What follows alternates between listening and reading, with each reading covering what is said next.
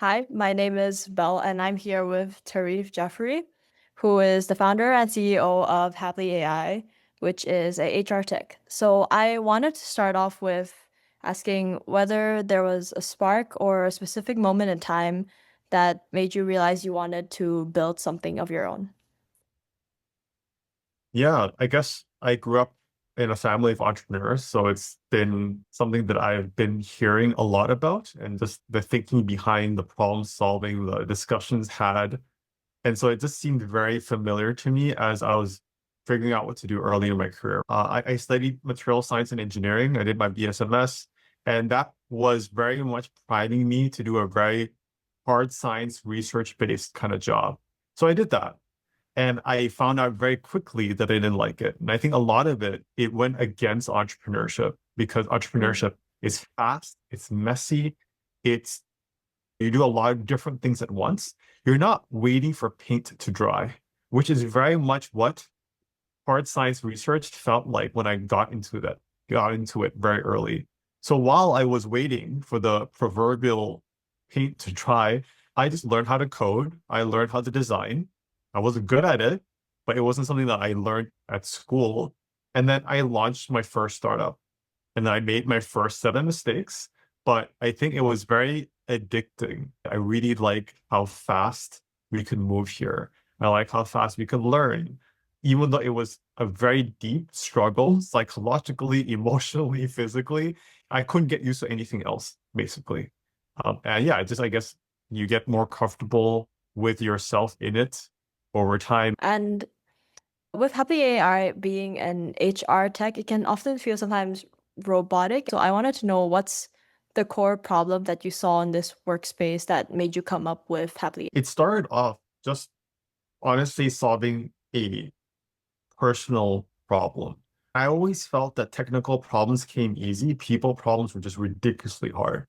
And Mm. harder for me, probably because I'm very introverted.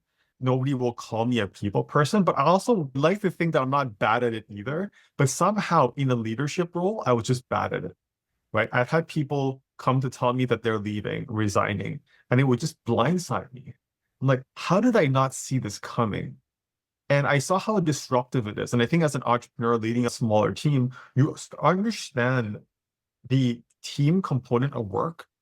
It's very close to you. You're in the operation. Somebody leaves, guess who is now more burdened? You. You take on their work while you're hiring somebody else, which is also super difficult to do. Then they come in and they join, and then you have to train them. And then you're in this mode and cycle. You see how inefficient things can be, and so happily came out of this very deep need to say, hey, this is important. My greatest moments, and I think this is something that I heard echoed with a lot of other people that I met along my journey, is that the best moments that they've ever experienced were working with other people. But their worst was also same working with other people. So there's a very large spectrum that you can experience. And I went back to grad school. I stumbled upon people analytics, which is taking data about understanding people, especially within the context of work. I fell in love with that. And then the rest is history. Okay, and what do you think is the unique value proposition of Happy AI that no other tool in the market can compete with? Yeah. From the research that we're doing in people science, we realize that behavioral analytics, behavioral data is a lot more informative than attribute analytics, which is how people feel informed. Okay, so let's use that to understand how people are really doing. Secondly, measuring things doesn't automatically make things improve. So that's where the behavioral science component comes in. Hey, now that we have a more real-time and truthful understanding of how things are, and we're measuring it, let's actually use the technology that we have to get people to change their behaviors in the ways that will help them out. And that's what we're doing at a micro level, but at scale in real time. And so we're seeing, yeah, if you actually reimagine and really adopt this different way of doing something and it makes sense, you could actually finally get the results that you want. And that's been our approach to building happily all this time. And how did you talk to companies to pitch this idea to them, like your go-to-market strategy? Yeah, this has been the hardest part because people don't care about this stuff as much as they should. So This outbound, which is us finding the right people to talk to and going out to talk to them. That's cold calling, emails, etc. But yeah, so that's what we did early on. And we got our first early customers that way. We reached out to them thoughtfully. We got them to understand that they could be part of the work that we're doing. The leaders who get this, they automatically, they just very quickly say yes.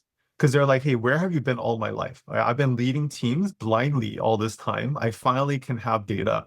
And I would love something like this to be in place. So when you find the right people, it's just super easy.